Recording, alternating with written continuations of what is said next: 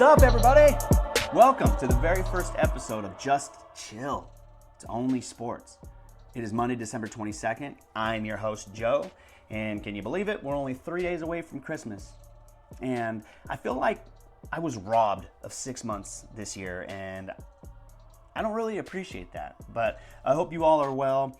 I hope you're merry and bright. I hope your gift shopping and wrapping is complete and you can just spend this week chilling and jingling all the way. What an absolute treasure of a weekend in the world of sports. The madness that is the 2025 NFL season delivered more chaos during week 16 as the playoff picture becomes a little more clear, especially in the NFC. But before we get into all of that, here are some topics I'll be putting on ice with the opening segment I like to call Let's Just Chill. The game of basketball, and my second love, turned 134 years old over the weekend. The Basketball Hall of Fame released their list of their 2026 nominees, and after reading a bunch of comments, I just feel the need to remind people, everyone that is retired for 4 full seasons becomes a nominee. It doesn't mean they're gonna get in, it doesn't mean they have a shot, it doesn't mean they deserve a shot. So just chill. Not everyone is a Hall of Famer, and that's okay. Speaking of basketball, the future of the NBA is absolutely here, and it's super bright. In just his 11th game this season, LeBron James scored 36 points. Now, I know they lost to the Clippers, but sports pundits and scientists alike are all asking, could LeBron James play until he's 50? I don't bet. What do you mean you don't bet? But I'd put my imaginary money on absolutely he could. And Jake Paul answered a few questions himself, including the age-old question, what would you do for $100 million? As the YouTuber got in the ring with a dude that's significantly bigger than him, and the guy broke his chin in 2 places. In what I'm calling the least surprising result in sports this year. It's madness. But speaking of crazy, DK Metcalf must have seen that fight and thought to himself, hey, I could do that. So he punched a Lions fan. I'm sure DK's going to get suspended and he's going to get fined and it's this big thing, but there's a silver lining in all of this for DK. He's going to have a lot more time to follow the Jake Paul method. Start his YouTube channel, get a bunch of followers, and then hopefully someday he can get paid for punching people.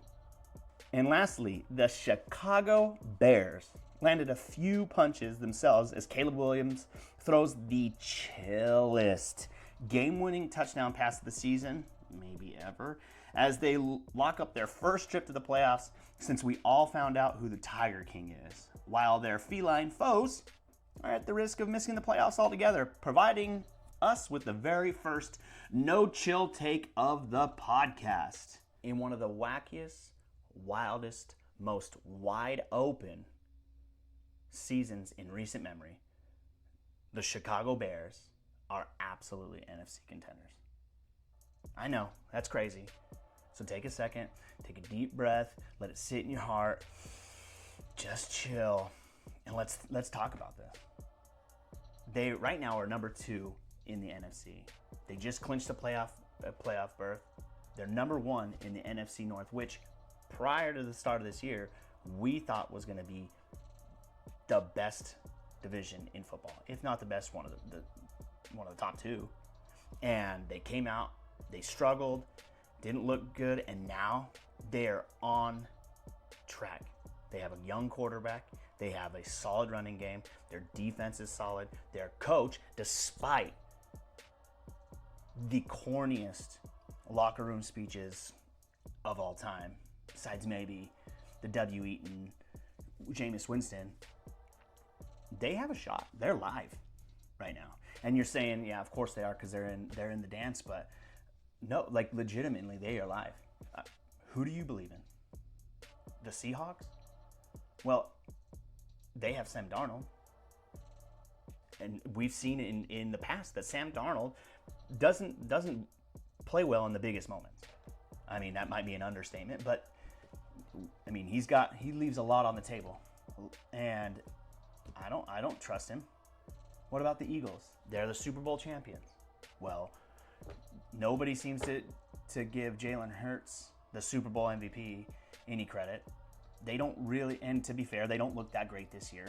I am of the belief that it's got to have something to do with their offensive coordinator, but since that's the only thing that changed over the season, A.J. Brown, he's so disassociated, he doesn't even want to read books anymore on the sidelines. And Saquon Barkley had a good game the other day, and maybe the Eagles are turning the corner. They've won a couple. I don't know. I don't take them serious. The Rams, I mean, they have one of the best coaches in the league. That's inarguable. Is Sean McVay. They have who I think should be the MVP of the season. Their weapons are awesome, except for Devontae Adams did tear strain his hamstring. So maybe the Rams are out, right? Maybe they have something. The defense is awesome, but they've been losing these weird games, and their special teams seems to like giving up random scores at random times, right? So I don't trust them fully. The 49ers, they're super injured, right? Kyle Shanahan deserves the coach of the year this year. I mean, you put in Mac Jones for Brock Purdy, which it's whatever. It is what it is. But I don't trust Brock Purdy now. I don't think he's an elite quarterback. I know he's been to a Super Bowl. I don't care. I see the games. I just don't think he's that great, right? So now they do have the human cheat code in Christian McCaffrey. So maybe they can make some noise. But, I mean, they'll be playing all their games on the road. They're in 6th place right now. They're in the 3rd place in the NFC West. And so I don't buy in that they're going to be an actual contender. The Panthers, they're going to win their division, and that's nice. Good for them. But unless you play them at home, I don't really see them being a viable contender at all. And if you do, then maybe we get you some chill pills, right? And then the Packers. Jordan Love, going to be out. Micah Parsons already out. Man, they can miss the playoffs completely.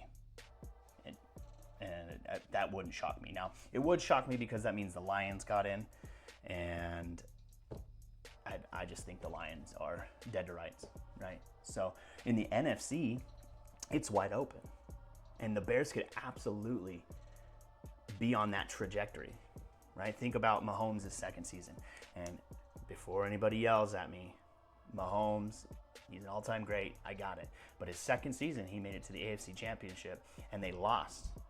Now, I think it was a stupid loss.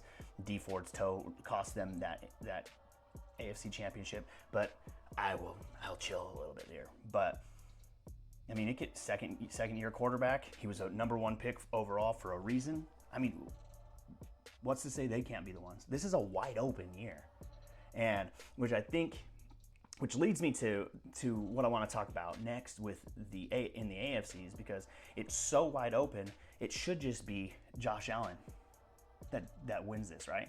The Superman of all quarterbacks. Shouldn't he be winning? Shouldn't he be favored to win this whole thing? Shouldn't he have the team that's going to win this? I don't trust that either. That's what I'm saying. This whole year is wide open for any team, which I think is very interesting. And if you'd asked me a couple 3 weeks ago, I would have told you this NFL season's. I hated it. I didn't like it, right? And I think that's got a lot more to do with my fantasy football skewing my judgment, right? Been the worst year in 20 years that I've ever played. I scored 46 points. And you know what? I digress. But this season has been wacky. There's been wins that came out of nowhere. There have been, some of the top teams are losing to some of the worst teams. It's wild, right? And none of the main quarterbacks that we envision being in the AFC Championship, NFC Championships, are in these playoffs.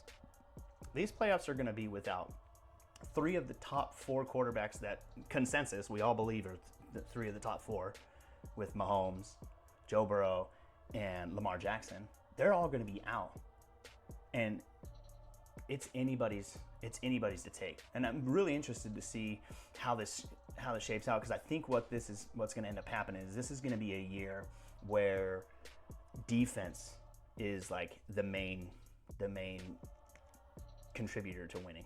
Who's got the best defense? Now, obviously, defense wins championships. We all know that, and you can't win with a bad defense. But none of these teams are world beaters, and in the AFC, they have some of the best defenses and some of the best young quarterbacks. But it's wide open for them too. On that side, who's to say that the Jags can't win? They have a number 1 draft pick overall, and that's the craziest thing to say, because a year ago everybody was writing off Trevor Lawrence, right? Everybody was just thought he was a bust, whatever. People telling him to cut his hair because you can't make the playoffs or you can't win playoffs if you have long hair, yada yada yada. This is the year for it. I don't know if this is going to be the changing of the year, changing the guard year. I just think that we're going to get one of those Super Bowl champions that we look back in 10 years like, that's kind of crazy they won one. I just think that's going to be the vibe for this year, right? So in the AFC, you got super young quarterbacks and great defenses that are leading the way, right? The Broncos are number 1. I cannot even believe the Broncos are in first place in the AFC. It doesn't seem right, but they have Sean Payton, right? That's another thing we got to talk about. Who's coaching? Coaching is so important in these games, and time management, all that kind of stuff. But I mean, when it comes down to it, Sean Payton is going to he's got a lot more experience with this stuff, and he's going to be able to outduel some of these coaches in the AFC side, right? So let's go through the AFC. We just did the NFC. The Broncos, they're number 1. Their defense is crazy, and every now and then Bo Nix looks like he's the greatest quarterback of all time. But it's normally when they're down by 15 points and they gotta come back. The Patriots, I am a big believer in Drake May, but I just don't think this is not his year. I don't think they're ready for that yet, right? They're gonna win their division, and they're gonna go in. A lot of their games are gonna be in Foxborough, and I don't think that they're quite ready yet, right? The Jags, I think this one's the funny sleeper. This season has just been super funny for me, and I think that Trevor Lawrence winning this Super Bowl would be just so fun to watch, because people wrote him off. But he's the number 1 pick. This dude, and if you break down his seasons, I mean, he had Urban Meyer 1 year, and he was doing really well his second year, and then gets hurt, or went to the playoffs, and they won that playoff game, and then he gets hurt the next year, and then he just hasn't had a stable career at all. And he's looked frantic, and now I watched the game yesterday, and he looks primed to have a run at this. And maybe this year is a building block year for people like Trevor and people like Bo Nix and people like Drake May and Caleb. And one of the old heads will come out on top. But you can't count the Jags out.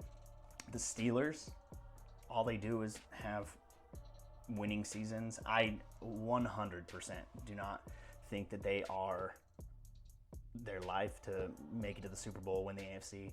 But again, you can't. There's no substitute for the experience that Mike Tomlin and Aaron Rodgers bring to this. I mean, those guys alone are going to be the most experienced people in these playoffs, hands down. So if we're going to put experience as one of the things that leads to success in the playoffs, shoot, maybe I just talked myself into the Steelers being dangerous. But I don't think they are. I think it'll get cold, and it's already cold, I guess, but it'll get tough, and I just don't see it. The Chargers, they're too broken. Whenever you hear, oh, the team's left tackle is out, so they're probably not as good. means that they're not that good of a team right now. Right, Joe Alt being gone is tough, and having your offensive line decimated by injuries is never a fun thing, but that also leads to not being able to win these games. And I just don't think the Chargers got it. The Bills, I mean, they got Josh Allen. When you got Josh Allen, you got a chance. And I would love to watch Josh Allen win, not the MVP, he did that last year. I'd love to watch him win a Super Bowl. This year, I think it'd be great. He's about to have a kid. But I don't know if they have the defense to do it. I just don't think they do. It'd be a fun one if they're moving into a new stadium. What if he wins it next year? He has a kid. All of his life's coming together, and now the Bills can get out of that stadium where all the bad juju is, even though, those 4 straight Super Bowls weren't in Buffalo. Their defense isn't that great. And then you have the Texans, who they may have the 85 Bears on their team. And that's not blasphemy for anybody listening to this that's a Bears fan. But, I mean, their defense isn't anything to scoff at. And their limiting factor is going to be C.J. Stroud. Is C.J. Stroud capable enough to lead them when they need him to lead them, right? Their defense can hold a lot, but there's going to be times where he's got to make a play. And can he do that? I mean, his rookie year was awesome, but ever since then, he's kind of he hasn't been the same.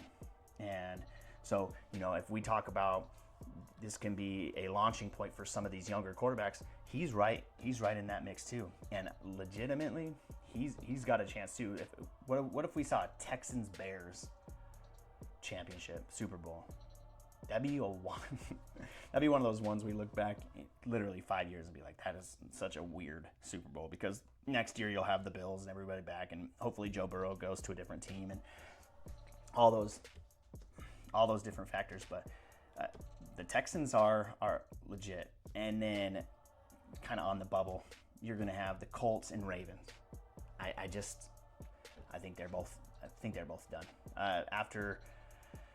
After the Colts lost Danny Dimes, Indiana Jones, they're just done. And I don't think that he's necessarily the savior of quarterbacks, but he's better than what they've been rolling out there with old man Rivers. So I guess we'll find out tonight how they go, how it works. Because if they win tonight, it increases their odds. But I just don't see it happening. I really don't. The Niners are going to take that one, and Colts are dead in the water for me. And then the Ravens, I mean, that's a no-brainer. They're 100% not making the playoffs. So, I mean, these teams, this year is wide open. And like I said earlier, I thought it was just a stupid season, and I wasn't having fun with it. Again, mainly because of my fantasy stuff. But this is wide open. These teams, any one of these 14 teams could win this. And I'm really excited to watch it. So I have spent all day and last night putting this podcast together. I've been wanting to do something like this for a while now. And in fact, I actually had a podcast a couple years ago and had to put that one on ice. But if you've made it this far, I really appreciate you listening. I'm looking to get better at it. Yesterday I recorded, and I thought it was way worse than this one was, I promise. And so as I get better, I'm doing my own editing. I'm doing my own graphics. I'm doing my own graphics with ChatGPT. But this is just something. It's a passion of mine to sit here and talk to people about sports. I want to get some folks in here and really get some opinions going. And if you've made it this far, I appreciate you. Keep an eye out for episodes, to come, and like, subscribe, all those things people tell you to do. But appreciate y'all. Thanks for listening to me rant for however many minutes this is, and y'all stay chill.